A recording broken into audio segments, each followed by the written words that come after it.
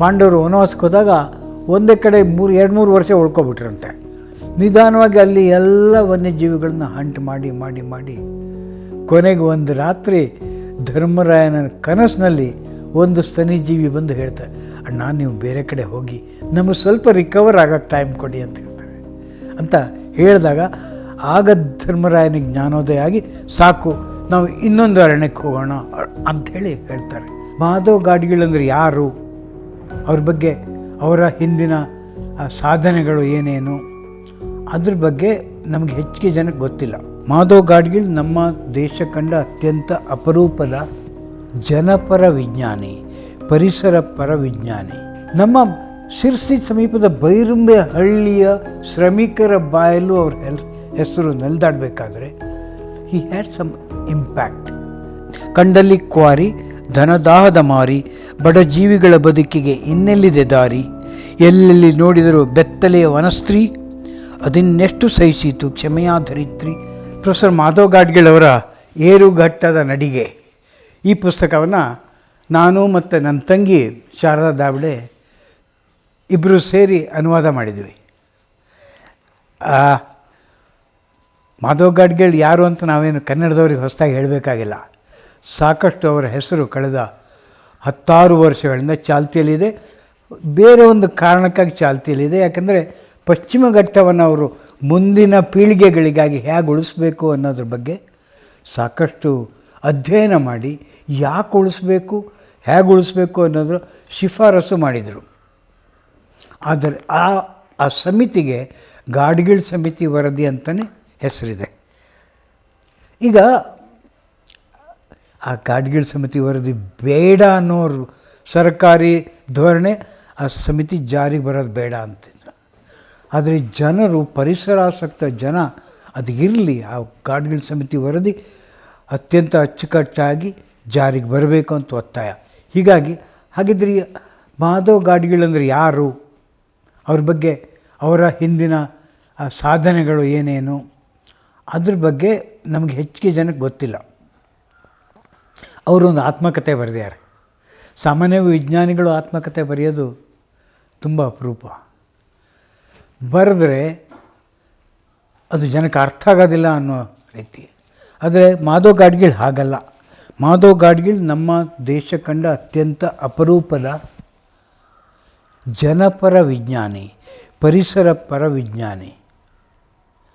ಅದಕ್ಕಿಂತ ಮುಖ್ಯ ಏನಂದರೆ ಕರ್ನಾಟಕದಲ್ಲಿ ಅವರು ತಮ್ಮ ವೃತ್ತಿಯ ಬದುಕಿನ ಬಹುಭಾಗವನ್ನು, ಅಂದರೆ ಆಲ್ಮೋಸ್ಟ್ ಅವರು ತಮ್ಮ 30ನೇ ವಯಸ್ಸಿನಿಂದ ಹಿಡಿದು ನಿವೃತ್ತಿ ಆದ ನಂತರ ಆಗೋವರೆಗೂ ಕೂಡ ಬೆಂಗಳೂರಿನಲ್ಲಿ ಭಾರತೀಯ ವಿಜ್ಞಾನ ಸಂಸ್ಥೆಯಲ್ಲಿ ಪರಿಸರ ವಿಜ್ಞಾನ ವಿಭಾಗದ ಮುಖ್ಯಸ್ಥರಾಗಿ ಕೆಲಸ ಮಾಡಿದ್ದಾರೆ. ಅವರೇ ಆರಂಭ ಮಾಡಿದ ಸಂಸ್ಥೆ ಇದು. ಅವ್ರ ಕೈ ಕೆಳಗೆ ಸಾಕಷ್ಟು ಮಂದಿ ಪರಿಸರ ವಿಜ್ಞಾನಿಗಳು ರೂಪುಗೊಂಡಿದ್ದಾರೆ. ಅವರ ಬಗ್ಗೆ ದೇಶದ ಜನ ಅಷ್ಟೇ ಅಲ್ಲ, ದೇಶ ವಿದೇಶಗಳಲ್ಲಿ, ವಿಶೇಷವಾಗಿ ದಕ್ಷಿಣದ ದೇಶಗಳಲ್ಲಿ ಅವ್ರ ಬಗ್ಗೆ ಸಾಕಷ್ಟು ಗೌರವ ಇದೆ. ಜಾಗತಿಕ ಮಟ್ಟದಲ್ಲಿ ಅವರು ಗ್ಲೋಬಲ್ ಎನ್ವೈರ್ಮೆಂಟಲ್ ಫೆಸಿಲಿಟಿಯ ಚೇರ್ಮನ್ ಕೂಡ ಆಗಿದ್ದರು.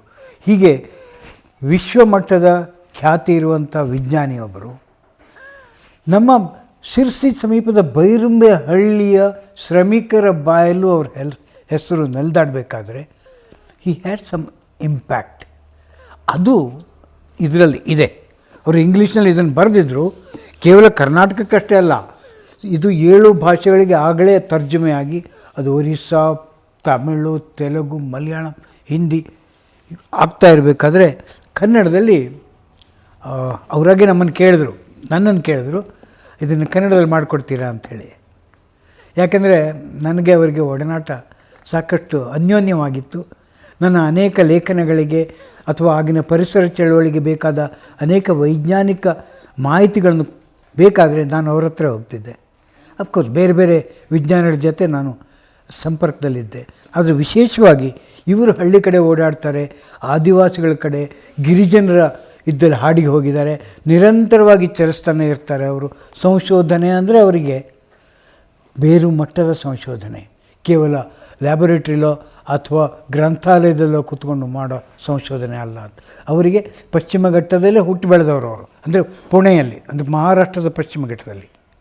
ಆಮೇಲೆ ಬಹಳ ಖ್ಯಾತ ಅವರ ಕುಟುಂಬದ ಕೂಡ, ಅವ್ರ ತಂದೆಯವರು ಕೇಂಬ್ರಿಡ್ಜ್ನಲ್ಲಿ ಓದ್ದವರು, ಇವ್ರ ಖಾಸ ಅಣ್ಣ ಕೂಡ ಕೇಂಬ್ರಿಡ್ಜ್ನಲ್ಲಿ ಓದ್ದವರು. ಅವ್ರ ತಂದೆ ತುಂಬ ದೊಡ್ಡ ಅರ್ಥಶಾಸ್ತ್ರಜ್ಞರು, ಪ್ಲ್ಯಾನಿಂಗ್ ಕಮಿಷನ್ನಲ್ಲಿ ಇದ್ದರು. ಇವರಿಗೆ ಸಹಜವಾಗಿ ಚಿಕ್ಕಂದಿನಿಂದಲೇ ನಿಸರ್ಗದ ಬಗ್ಗೆ ಪ್ರೇಮ ಇತ್ತು. ಆಗ ಕೆಲವು ಖ್ಯಾತ ಸಲೀಂ ಅಲಿ ಅವರಂಥ ಪರಿಸರ, ಸಲೀಂ ಅಲಿ ಇವರು ಅಂಕಲ್ ಅಂತಲೇ ಕರೀತಾಯಿದ್ರು, ಮನೆಯೊಳಗೆ ಬಂದು ಹೋಗೋದು. ಹಾಗಾಗಿ ನಿಸರ್ಗದ ಬಗ್ಗೆ ಆಸಕ್ತಿ ಇತ್ತು. ಆಮೇಲೆ ಹಾರ್ವರ್ಡ್ಗೆ ಹೋಗಿ ಅಲ್ಲಿ ಮ್ಯಾಥಮೆಟಿಕಲ್ ಇಕಾಲಜಿ ಅಂತ ಹೊಸ ಸಂಶೋಧನೆ, ಅದು ವೈಜ್ಞಾನಿಕವಾಗಿ ಗಣಿತೀಯ ಸೂತ್ರಗಳ ಮೂಲಕ ಪರಿಸರದ ಏಳು ಬೀಳಿನ ಅಧ್ಯಯನ ಹೇಗೆ ಮಾಡಬೇಕು ಅನ್ನೋದೆಲ್ಲ ಅದೆಲ್ಲ ಸೊಗಸಾಗಿ ಇದರಲ್ಲಿ ಬರೆದಿದ್ದಾರೆ. ಅಂದರೆ ಇದರಲ್ಲಿ ಯಾವುದೂ ವಿಜ್ಞಾನಿಗಳು ಮಾತ್ರ ಅರ್ಥ ಮಾಡ್ಕೊಳ್ಬೋದಂಥ ಪುಸ್ತಕ ಅಂತಲ್ಲ, ಜನಸಾಮಾನ್ಯರು ತಾವು ಓಡಾಡಿದ್ದು, ಎಲ್ಲೆಲ್ಲಿ ಓಡಾಡಿದ್ರು, ಯಾರ್ಯಾರಿಂದ ಕಲ್ತ್ರಿ, ವಿದೇಶಕ್ಕೆ ಹೋಗಿ ಏನೇನು ಅರ್ಥ ಮಾಡ್ಕೊಂಡ್ವಿ, ಆಮೇಲೆ ಇಲ್ಲಿ ಬಂದಮೇಲೆ ಕರ್ನಾಟಕದಲ್ಲಿ ಅವರ ಅಧ್ಯಯನ ಏನೇನಿತ್ತು ಅದನ್ನೆಲ್ಲ ತುಂಬ ಸೊಗಸಾಗಿ ಬರೆದಿದ್ದಾರೆ. ಅವರೇ ಇಂಗ್ಲೀಷಲ್ಲೂ ಬರೆದಿದ್ದಾರೆ, ಅದನ್ನು ಮರಾಠಿ ಭಾಷೆಯಲ್ಲಿ ಅವರೇ ಅನುವಾದ ಬೇರೆ ಮಾಡಿದ್ದಾರೆ. ನನಗಿದು ಹೆಚ್ಚು ಆಸಕ್ತಿ ಯಾಕೆಂದರೆ ಅವರ ವಿಶ್ಲೇಷಣೆಯಲ್ಲಿ ಟ್ರೈಬಲ್ಸು, ನಮ್ಮ ನೆಲಮೂಲದ ಜನರ ಬಗ್ಗೆ, ಬೆಸ್ತರ ಬಗ್ಗೆ, ಹಳ್ಳಿಗಾಡಿನ ಜನರ ಬಗ್ಗೆ ವಿಶೇಷ ಅಕ್ಕರೆ ಇದೆ. ಹಾಗೆಯೇ ಜಲಚರಗಳ ಬಗ್ಗೆ, ಪಶು ಪಕ್ಷಿಗಳ ಬಗ್ಗೆ ತುಂಬ, ಹಾಗೂ ಸಸ್ಯಗಳ ಬಗ್ಗೆ ಅವ್ರ ಅಪಾರವಾದ ಕಾಳಜಿ ಇದೆ. ನಾವು ಇದನ್ನು ಹೀಗೆ ಬಿಟ್ಟರೆ ಮುಂದೆ 2-3 ತಲೆಮಾರುಗಳಲ್ಲಿ ಎಲ್ಲ ಮುಗಿದೋಗುತ್ತೆ. ಇದು ಇರಬೇಕು, ಅವೆಲ್ಲಕ್ಕೂ ಕೂಡ ಬದುಕೋ ಹಕ್ಕಿದೆ. ಆಮೇಲೆ ನಮಗೂ ಕೂಡ ಅವುಗಳನ್ನು ನೋಡಿ ಆನಂದಿಸಬೇಕಾದ ಹಕ್ಕು ನಮಗೂ ಇದೆ. ಹಾಗಾಗಿ ಇನ್ನು 5 ತಲೆಮಾರಿನ ನಂತರ 10 ತಲೆಮಾರಿನವರೆಗೂ ಪಶ್ಚಿಮ ಘಟ್ಟ ಉಳಿಬೇಕು ಅನ್ನೋ ನೈಜ ಕಳಕಳಿಯಿಂದ ಅವರು ಇಲ್ಲಿ ಬರೆದಿದ್ದಾರೆ. ಅದು ಕೂಡ ಎಷ್ಟು ಸೊಗಸಾಗಿದ್ದಾವೆ ಅಂದರೆ, ಕೆಲವೊಂದು ಕಡೆ ಅವರು ಮಹಾಭಾರತ, ಪುರಾಣ, ಸಂಸ್ಕೃತ ತುಂಬ ಚೆನ್ನಾಗಿ ಓದ್ಕೊಂಡವರು. ಅವರು ಭಾರತದ ಪರಂಪರೆ ಹಾಗೂ ಹಿಂದಿನ ರೂಢಿಗತ ಸಂಪ್ರದಾಯಗಳ ಬಗ್ಗೆ, ಇತಿಹಾಸದ ಬಗ್ಗೆ ತುಂಬ ನಾಲೆಜ್ ಇದ್ದವರು. ಅವರು ಹೇಳ್ತಾ ಧರ್ಮರಾಯ ಪಾಂಡವರು ವನವಾಸಕ್ಕೆ ಹೋದಾಗ ಒಂದೇ ಕಡೆ 2-3 ವರ್ಷ ಉಳ್ಕೊಬಿಟ್ರಂತೆ. ನಿಧಾನವಾಗಿ ಅಲ್ಲಿ ಎಲ್ಲ ವನ್ಯಜೀವಿಗಳನ್ನ ಹಂಟ್ ಮಾಡಿ ಕೊನೆಗೆ ಒಂದು ರಾತ್ರಿ ಧರ್ಮರಾಯನ ಕನಸಿನಲ್ಲಿ ಒಂದು ಸ್ತನಿಜೀವಿ ಬಂದು ಹೇಳ್ತಾರೆ, ಅಣ್ಣ ನೀವು ಬೇರೆ ಕಡೆ ಹೋಗಿ ನಮಗೆ ಸ್ವಲ್ಪ ರಿಕವರ್ ಆಗೋಕ್ಕೆ ಟೈಮ್ ಕೊಡಿ ಅಂತ ಹೇಳ್ತಾರೆ. ಅಂತ ಹೇಳಿದಾಗ ಆಗ ಧರ್ಮರಾಯನಿಗೆ ಜ್ಞಾನೋದಯ ಆಗಿ, ಸಾಕು ನಾವು ಇನ್ನೊಂದು ಅರಣ್ಯಕ್ಕೆ ಹೋಗೋಣ ಅಂಥೇಳಿ ಹೇಳ್ತಾರೆ. ಹಾಗೆ ನಮ್ಮ ಪರಂಪರೆಯಲ್ಲಿ ಬಂದಿರುವ ಆ ಜ್ಞಾನ ಇದೆಯಲ್ಲ, ಪರಿಸರ ಸಮತೋಲನ ಜ್ಞಾನ, ಅದು ಹೀಗೆ ಯಾಕೆ ನಶಿಸಿ ಹೋಗ್ತಾ ಇದೆ ಅಂತ ಇಲ್ಲಿ ಸುಮಾರು 25 ಅಧ್ಯಾಯಗಳಲ್ಲಿ ಹೇಳಿದ್ದಾರೆ. ಕೊನೆಯ ಅಧ್ಯಾಯ ಮುಂದೆ ಏನೇನು ಆಗಲಿಕ್ಕಿದೆ ಅನ್ನೋದ್ರ ಬಗ್ಗೆ ತುಂಬ ಟಚಿ ಇದೆ. ಕೆಲವೊಂದು ಸರಿ ಕೊನೆಯ ಅಧ್ಯಾಯದಲ್ಲಿ ಹೋಲಿಕೆ ಕೊಡ್ತಾರೆ. ಸೌತ್ ಕೊರಿಯಾ ಮತ್ತು ಭಾರತ ಎರಡೂ ಒಂದೇ ಟೈಮ್ನಲ್ಲಿ ಇಂಡಿಪೆಂಡೆನ್ಸ್, ಸ್ವಾತಂತ್ರ್ಯ ಗಳಿಸಿದ್ವು. ಅವರ ಪಾಪ್ಯುಲೇಷನ್ ನಮಗಿಂತ ಜಾಸ್ತಿ ದಟ್ಟಣೆ ಇದೆ. ಸ್ವಾತಂತ್ರ್ಯ ಸಿಗೋ ಸಂದರ್ಭದಲ್ಲಿ ಅವರು ನಮಗಿಂತ ಹೀನಾಯ ಸ್ಥಿತಿಯಲ್ಲಿದ್ದರು, ಎಲ್ಲ ಧ್ವಂಸ ಆಗಿತ್ತು. ಆದರೆ ಅವರು ಎಷ್ಟು ಶೀಘ್ರವಾಗಿ ಜಗತ್ತಿನ ಎಲ್ಲ ದೇಶಗಳಲ್ಲೂ, ದಕ್ಷಿಣ ಕೊರಿಯಾದ ನೀವು ಫ್ರಿಜ್ ತೊಗೊಳ್ಳಿ, ಕಾರ್ ತೊಗೊಳ್ಳಿ, ವಾಷಿಂಗ್ ಮೆಷಿನ್ ತೊಗೊಳ್ಳಿ, ಫೋನ್ ತೊಗೊಳ್ಳಿ, ಸ್ಯಾಮ್ಸಂಗ್ ಅಂದ್ರೆ ಸಾಕು ನಮಗೆ ಎಲ್ಲರಿಗೂ ಗೊತ್ತಾಗುತ್ತೆ, LG ಅಂದರೆ ಸಾಕು ಗೊತ್ತಾಗುತ್ತೆ. ಹೇಗೆ ಅಷ್ಟು ಚಿಕ್ಕ ರಾಷ್ಟ್ರ ಇಡೀ ಜಗತ್ತಿನಲ್ಲೆಲ್ಲ ಮಾರ್ಕ್ ಮಾಡಿದೆ. ಮತ್ತು ಅವರು ತಮ್ಮ ಅನುಭವದಲ್ಲಿ, ನಾನು ಅಲ್ಲಿ ಹೋಗಿದ್ದೆ, ಎಷ್ಟು ದಟ್ಟ ಅರಣ್ಯ ಇಟ್ಕೊಂಡಿದ್ದಾರೆ ಅವರು, ಕೆರೆ ಎಷ್ಟು ಚೆನ್ನಾಗಿದೆ, ಪವಿತ್ರವನ ಅಲ್ಲಿದ್ದಾವೆ, ಸರೋವರ, ನದಿ ಎಲ್ಲ ಚೆನ್ನಾಗಿದೆ, ಅವೆಲ್ಲ ಇದೆ. ತಾಂತ್ರಿಕವಾಗಿ ಕೂಡ ತುಂಬ ಮುಂದಿದ್ದಾರೆ ಅವರು. ಯಾಕೆ ಹಂಗಿದ್ದಾರೆ ಅನ್ನೋದನ್ನು ನಮ್ಮ ದೇಶದ ಜೊತೆಗೆ ಹೋಲಿಸಿ ಅವ್ರು ಹೇಳ್ತಾರೆ. ತುಂಬ ಸೊಗಸಾದ ಪುಸ್ತಕ. ಪ್ರತಿ ಚಾಪ್ಟರ್ನು ಓದಿ ನೆನಪಿನಲ್ಲಿ ಇಟ್ಕೊಳ್ಬೇಕಾದಂಥ ಪುಸ್ತಕ ಇದು. ಇದನ್ನು ಮಂಗಳೂರಿನ ಆಕೃತಿ ಪ್ರಕಾಶನದವರು ಇದನ್ನು ಪಬ್ಲಿಷ್ ಮಾಡಿದ್ದಾರೆ. 410-15 ಪೇಜ್ ಅದಿದೆ. ನಾನು ವಿಶೇಷ ಏನಂದರೆ, ನಾನು ಇದರಲ್ಲಿ ತುಂಬ ಜಾಸ್ತಿ ಇಲ್ಲ, ಒಂದು 4-5 ಅಧ್ಯಾಯಗಳನ್ನು ಮಾತ್ರ ಭಾಷಾಂತರ ಮಾಡಿದ್ದೀನಿ. ಉಳಿದದ್ದೆಲ್ಲ ನನ್ನ ತಂಗಿ ಶಾರದಾ ದಾಬಡೆ ಅವರು ಭಾಷಾಂತರ ಮಾಡಿದ್ದಾರೆ. ತುಂಬ ಮಂದಿ ಇದು ತುಂಬ ಸರಳವಾಗಿದೆ, ಸಹಜವಾಗಿದೆ, ನೈಸರ್ಗಿಕ ಕನ್ನಡದಲ್ಲಿದೆ ಅಂಥೇಳಿ ಹೇಳಿದ್ದಾರೆ. ನಿಮಗೂ ಅವಕಾಶ ಇದ್ದರೆ ಓದ್ಬೋದು. ಇನ್ನೂ ಜಾಸ್ತಿ ಮಾಹಿತಿ ಬೇಕು ಅಂದರೆ ಇಂಗ್ಲೀಷ್ನಂತೂ ಇದ್ದೇ ಇದೆ. ಭೂಮಿ ಭಾಳ ಸಂಕಟದಲ್ಲಿ ಹೋಗ್ತಾ ಇದೆ ಅಂಥೇಳಿ ಕೊನೆಯ ಅಧ್ಯಾಯ 24ನೇ ಅಧ್ಯಾಯ, ಕಾದ ಕುಪಿತ ಪೃಥ್ವಿ. ಅದಕ್ಕೆ ಇಂಗ್ಲೀಷ್ನಲ್ಲಿ ಏನು ಬರೆದಿದ್ದಾರೆ ಅವರು ಅಂದರೆ the hot and angry earth ಅಂಥೇಳಿ.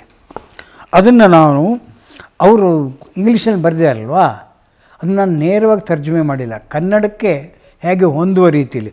ಉದಾಹರಣೆಗೆ ಅವರು ಇಂಗ್ಲೀಷ್ನಲ್ಲಿ ಪ್ರತಿ ಚಾಪ್ಟರ್ ಆರಂಭದಲ್ಲೂ ಅವರೇ ಬರೆದಿರುವಂಥ, ಅವ್ರು ತುಂಬ ಸೊಗಸಾಗಿ ಬರೀತಾರೆ. ಮರಾಠಿ ಕವನ ಬರೀತಾರೆ, ಮರಾಠಿಯಲ್ಲಿ ಲೇಖನ ಬರೀತಾರೆ, ಕತೆ ಬರೀತಾರೆ, ಇಂಗ್ಲೀಷ್ನಲ್ಲೂ ಕವನ ಎಲ್ಲ ಬರೀತಾರೆ. ಆರಂಭದಲ್ಲಿ ಹೇಳ್ತಾರೆ, what are we American, Chinese, Indian, powdering rocks and mining sand, burning coal with abandoning forest to industry, polluting the streams and killing of greens. Why are we so bent on spoiling Mother Earth? ನಮ್ಗೆ ಯಾಕೆ ಹಿಂಗೆ ವಿಕೃತ ಬುದ್ಧಿ ಬಂದಿದೆ ಅಂತ ಕೇಳ್ತಾರೆ. ಅದನ್ನು ನಾನು ಕನ್ನಡದಲ್ಲಿ ಕಂಡಲ್ಲಿ ಕ್ವಾರಿ ಧನದಾಹದ ಮಾರಿ, ಬಡ ಜೀವಿಗಳ ಬದುಕಿಗೆ ಇನ್ನೆಲ್ಲಿದೆ ದಾರಿ, ಎಲ್ಲೆಲ್ಲಿ ನೋಡಿದರೂ ಬೆತ್ತಲೆಯ ವನಸ್ತ್ರೀ, ಅದನ್ನೆಷ್ಟು ಸಹಿಸಿತು ಕ್ಷಮೆಯ ಧರಿತ್ರಿ ಅಂತ ಕೇಳಿಕೊಂಡು ಅದನ್ನು ಹಾಗೆ ಬೇರೆ ಬೇರೆ ಅವ್ರದ್ದು ಪದವಾಗಿ ನಾನು ಟ್ರಾನ್ಸ್ಲೇಟ್ ಮಾಡಿಲ್ಲ. ಆ ಪ್ಯಾರಾದಲ್ಲಿ ಏನು ಐಡಿಯಾ ಇದೆ ಅದನ್ನು ಕನ್ನಡದಲ್ಲಿ ತಂದಿದ್ದೇನೆ. ಇದು ಪ್ರೊಫೆಸರ್ ಮಾಧವ್ ಗಾಡ್ಗೀಳ್ ಅವರ ಆತ್ಮಕಥೆ ಏರುಘಟ್ಟದ ನಡಿಗೆ. 2 ರೀತಿಯಿಂದ ಏರುಘಟ್ಟ. ಅವರು ಸ್ವತಃ ನೇಚರ್ ವಾಕಿಂಗ್ ಮಾಡೋದ್ರಲ್ಲಿ ತುಂಬ ಖುಷಿ ಪಡ್ತಾಯಿದ್ರು, ಮೌಂಟೇನಿಗೆ ಹೋಗ್ತಾಯಿದ್ರು, ಸ್ವತಃ ಕ್ರೀಡಾಪಟು ಆಗಿದ್ದರು, ರಾಜ್ಯ ಮಟ್ಟದಲ್ಲಿ ಅವರು ಕ್ರೀಡಾಪಟು ಆಗಿದ್ದರು. ಆಮೇಲೆ ಏರುಘಟ್ಟದ ನಡಿಗೆ ಅಂದರೆ ಸಾಕಷ್ಟು ಸವಾಲುಗಳು ಬಂದವು. ಅವರ ವೃತ್ತಿಯಲ್ಲಿ ಏನೇನು ಸವಾಲು ಬಂತು, ಸಾಕಷ್ಟು ಅಡೆತಡೆಗಳು ಬಂದವು. ಗಾಡ್ಗೀಳ್ ವರದಿಯನ್ನು ಪ್ರಕಟ ಮಾಡಲೇ ಕೂಡ್ದು ಅಂತ ದಿಲ್ಲಿಯಲ್ಲಿದ್ದ ಪ್ರಭುತ್ವ ಅಧಿಕಾರಿಗಳು ಶಿಫಾರಸು ಮಾಡಿದರು, ಮಾಡಲೇ ಕೂಡ್ದು ಅಂತೇಳಿ. ಆ ರೀತಿಯ ಅಧಿಕಾರಶಾಹಿಯಲ್ಲಿ ಅಡೆತಡೆ, ಕಲೀಸ್ ಮಧ್ಯೆ ಅಡೆತಡೆ ಬಂದರೂ ಕೂಡ, ಏರುಘಟ್ಟದ ಹಾದಿಯಲ್ಲಿ ಏನೇನು ತೊಂದರೆಗಳು ಬಂದರೂ ಕೂಡ ಕೊನೆಗೆ ಒಂದು ಸಮಿತ್ ಮುಟ್ತಾರಲ್ಲ, ಅದು ಈ ಪುಸ್ತಕದಲ್ಲಿ 2 ಅರ್ಥದಲ್ಲಿ ಸಾರ್ಥಕ ಅಂತ ಅನಿಸಿದೆ. ಚೆನ್ನಾಗಿದೆ. ನಮ್ಮ ಕಾರ್ಯಕ್ರಮಗಳನ್ನು ನೀವು ನೋಡ್ತಾ ಇದ್ರೆ ನಮ್ಮ ಚಾನೆಲ್ ಅನ್ನ ಸಬ್ಸ್ಕ್ರೈಬ್ ಮಾಡಿ, ಪಕ್ಕದ ಬೆಲ್ ಐಕನ್ ಒತ್ತಿ ನಮ್ಮನ್ನ ಬೆಂಬಲಿಸಿ. ಹಾಗೆ ನಮ್ಮ ಕಾರ್ಯಕ್ರಮಗಳನ್ನ ಲೈಕ್ ಮಾಡಿ, ಕಮೆಂಟ್ ಮಾಡಿ, ಅದನ್ನ ಬೇರೆಯವರಿಗೂ ವಾಟ್ಸ್ಆಪ್ ಮೂಲಕ ಶೇರ್ ಮಾಡಿ. ನೀವು ಹೀಗೆ ಮಾಡಿದಾಗ ನಮ್ಮ ಚಾನೆಲ್ ಮತ್ತಷ್ಟು ಜನರಿಗೆ ತಲುಪಲು ನೀವು ನಮ್ಮೊಂದಿಗೆ ಸಹಕರಿಸಿದ ಹಾಗಾಗುತ್ತೆ. ಇದು ನೀವು ಯಾವುದೇ ಖರ್ಚಿಲ್ಲದೆ ಕೆಲವೇ ಸೆಕೆಂಡುಗಳಲ್ಲಿ ನೀಡಬಹುದಾದ ಸಹಕಾರ. ಧನ್ಯವಾದಗಳು.